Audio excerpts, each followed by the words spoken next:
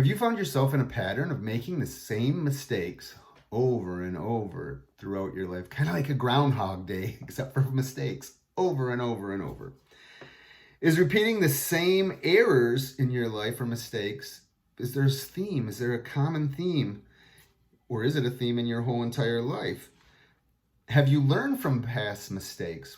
What did you learn? How do you stop yourself from repeating them again? Welcome to Be a Better Person. This is a channel all about self-improvement, self-love, self-care, and how you can be a better person, not for anyone else other than yourself. So today's topic is, we're going to talk about learn from your mistakes. So let's figure out how we can learn from our mistakes. Let's start by first saying that making mistakes is okay. That's how we learn. That's how we grow. Making mistakes is a part of life.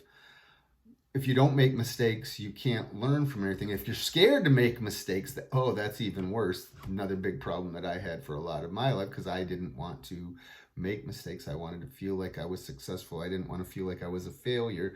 So I was not going to make mistakes. So why even try? But that's how we learn. That's how we grow. The problem lies in when we continuously over and over and over through our lives make the same mistakes. So let's look at some of my mistakes. So one of the first things I think was a big mistake in my life, and I think it's only been 3 times, but that I could recall when I was thinking about, is credit card debt. First thing, was able to get a credit card while I was still in college. I was extremely poor growing up, and so to give me that in my hand just because I was going to graduate college, and I guess the card companies assume that you're going to be responsible and you're going to make money enough to pay back. But yeah, I had that thing for probably at least 4 months before I graduated, and it took me a bit because I was trying to get a job for my degree before I actually just decided I had to go get a job. So that debt had added up quite a bit, and it took me a long time to get that paid off because, again, it was several months after even graduating. I would say probably about 8 months before I had an actual job, and it wasn't a great job initially. So when I finally got my job, and then having student loans also was a big part. Thank God they weren't that high. And I was able to get everything taken care of, both the student loans and my credit card debt, in about 3 to 4 years after I had gotten a pretty stable, decent paying job. So then the second time is I bought some property, which drained a lot of my savings. It was on a land contract. And then I did get a loan to put a trailer and to do my septic and my well. But again, drained a lot of money, had that loan in. So guess what I did? Didn't learn from my first mistake of credit card debt. I racked it right back up again. And again, very painful process. At a time living paycheck to paycheck. Took me multiple years to get that paid off. And then the final and third time, again, not learning from my mistake. This time was way better though, because it's when I moved from Pinconning to Manistee, and I was an insurance agent. So I used my mighty credit card to pay for a lot of things. Instead of not bright enough to get a credit card for the business and put it all on there, I used my personal credit card, racked that up. But the good part about that was I had sold some property. I did have the money. I didn't have to even put stuff on credit cards. But again, I just didn't want to spend any of that money I had in savings. And another process that took 2 to 3 years. And I finally learned my lesson and said, if I don't have the money to buy stuff, I don't put it on it. I mean, I'll use a credit card to put stuff on for the month, but then at the end of the month, pay for it. So the second thing is, and a lot of the themes, topics I talk about on this channel all kind of run together.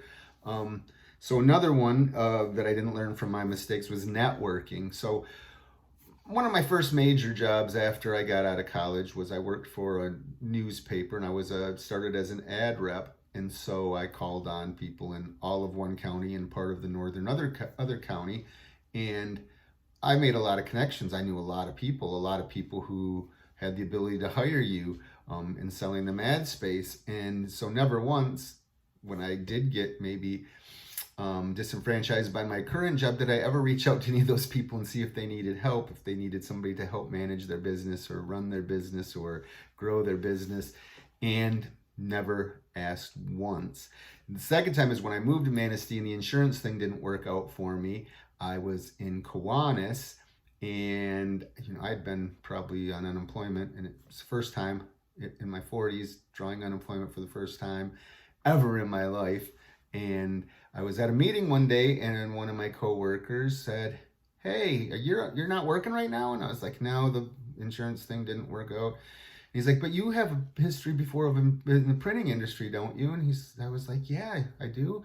Come with me." And he took me right to the thing, put me in front of one of the partners of the business, and they literally just hired me. But if it wouldn't have been for him being kind and reaching out, thank you, Lee, and I would have never had that job, because I would have never asked. I would have never reached out and said, even in all my volunteering things, to do that. So I missed a lot of opportunities because I didn't network. So same mistake over and over. And the last one is not asking for help. That's another thing that's been a consistent theme in my life that's caused me lots of pain and grief. So the first, trust me, there's way more than these two examples I'm going to give, but they're kind of based on the same thing. So I was building my own house, and this was in the Pinconning area.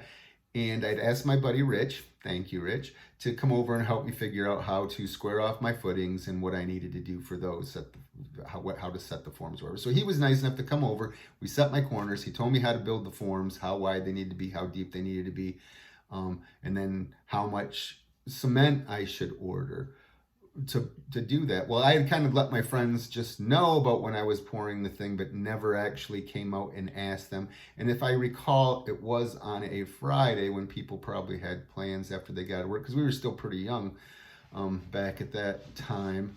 And so I just assumed by me saying things that they would all flock and come and help, which they would have if I probably would have asked, but I didn't ask. So I didn't also know about chutes, extra chutes, asking the cement truck to bring extra chutes to be able to reach all the footings. So he could only reach about half with the chutes he brought. I never went and actually borrowed a wheelbarrow, because I think I had mentioned not having a deep wheelbarrow. And again, so I didn't ask, nobody showed up. I had to wheel across the whole bottom of a wet, sandy bottom. I dropped some boards to go, but I got half the footings with the chute. I had to wheel the rest. At the end, I thought I was going to die. My wife, luckily, she's quick. She learns things really quick and picked up. She had to go finish the tops of the footings to make sure they were smooth and level and everything settled so that we wouldn't have cracks or we wouldn't have gaps. And she'd never done that before. And like I said, I was completely whooped. I thought I was going to die, actually, when I was done with that day. Second mistake, almost related to the same thing. So we recently moved in the last few years to be closer to my oldest granddaughter.